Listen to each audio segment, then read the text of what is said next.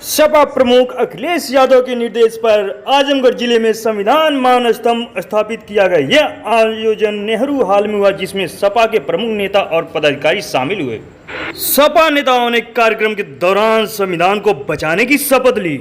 सपा नेताओं ने कार्यक्रम के दौरान भारतीय संविधान के महत्वपूर्ण सिद्धांतों जैसे समता, समानता, स्वतंत्रता, न्याय, बंधुत्व, सामाजिक समरता, सर्वधर्म समभाव, धर्मनिरपेक्षता और गैर बराबरी को समाप्त करने के लिए संविधान में दी गई व्यवस्थाओं को बरकरार रखने पर जोर दिया। मान स्तंभ कार्यक्रम का आयोजन किया गया, क्या इसका उद्देश्य है? ये समाजवादी पार्टी के माननीय राष्ट्रीय अध्यक्ष के आह्वान पर प्रदेश कार्यालय से लेके उत्तर प्रदेश के हर पार्टी ऑफिस में इसकी स्थापना की जा रही है। वही स्थापना इसलिए भी करना है क्योंकि बीजेपी के लोग देश के संविधान को बदलने के लिए हर संभव कोशिश कर रहे हैं। लगातार कोई न कोई प्रयास ऐसा कर रहे हैं जिससे संविधान के अंदर कुछ न कुछ उसकी भावनाओं को ठेस पहुँचे। और समाजवादियों ने संकल्प किया हर हाल में संविधान की रक्षा रखनी है, संविधान का मान रखना है। और उसी के प्रतीक स्वरूप हर पार्टी कार्यालय में ये संविधान मान स्तंभ की स्थापना हुई है। सर, हिडेनबर्ग की जो रिपोर्ट आई, सरकार उसको गंभीरता से नहीं ले रही है, विपक्ष हमलावर है, क्या कहेंगे सर? देखिए, सरकार को लगता है कि उसके हित का जो काम नहीं उसको गंभीरता से नहीं। इसी तरह से बहुत सारे मुद्दे सरकार चाहती है चीज़ें डाइल्यूट हो जाए, लेकिन विपक्ष बहुत मजबूती के साथ उभरा है। इस चुनाव में जनता ने व्यापक आशीर्वाद दिया है और संसद के सत्र की कार्रवाई देख के आपको एहसास हो गया है कि अब सरकार की मनमर्जी चलने वाली है।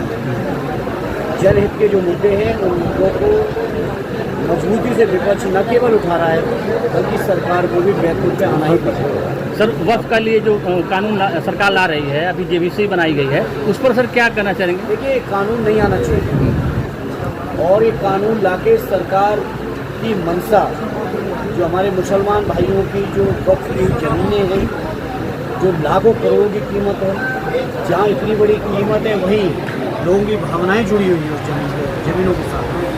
सरकार किसी न किसी तरह से उन ज़मीनों पर निगाह बड़े उद्योगपतियों को देना चाहती है, लेकिन समाजवादी पार्टी से सभी विपक्ष के लोगों के दबाव में आकर उनको जेपीसी गठित करनी पड़ी। इस कानून को हम लोग पास नहीं हुए।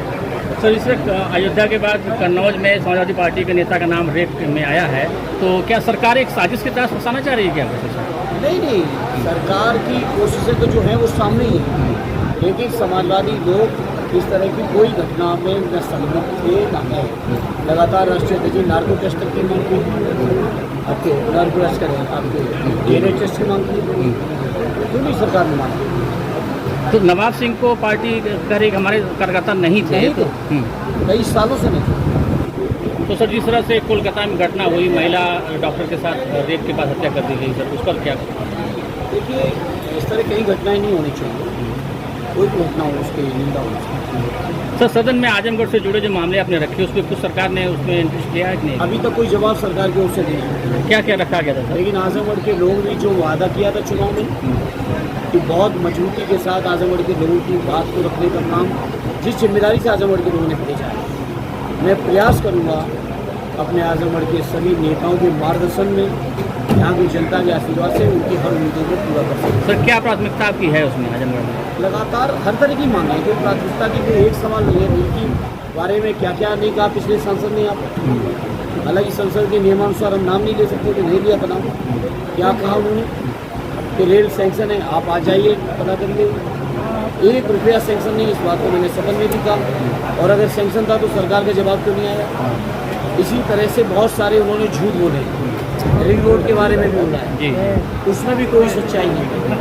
अभी परत दर परत हम सच्चाई को सामने भी लाएंगे और आजमगढ़ के लोग जो जरूरतें उसके लिए संघर्ष करेंगे। बांग्लादेश में सर जो हो रहा है, वहाँ हिंदुओं के साथ अत्याचार हो रहा है, सरकार कह रही है कि विपक्षी किसी के साथ में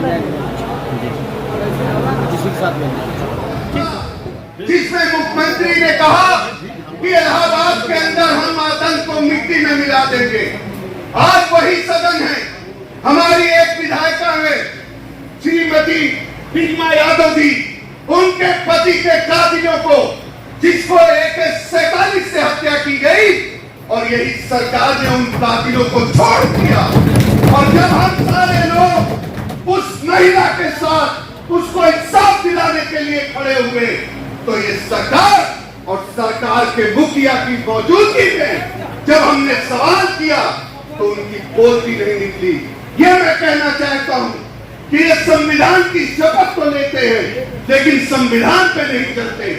ये तो कहते हैं लेकिन इनका इंसाफ का तराजू अपनों के लिए अलग है और दूसरों के लिए अलग है। इसलिए हमें साथियों 27 के लिए कमर कस लेना है। अब तो हमारे बीच में एक ऐसा सेनापति है माननीय धर्मेंद्र यादव जी, जिनके नेतृत्व में आने वाले 27 में पूर्वांचल में जो थोड़ी सी कसर 22 में रह गई थी उसको भी पूरा करके माननीय अखिलेश यादव जी के हाथों को मजबूत करके पीडीए को मजबूत करना है। बहुत बहुत धन्यवाद। जय हिंद, जय समाजवाद। नेताजी अमर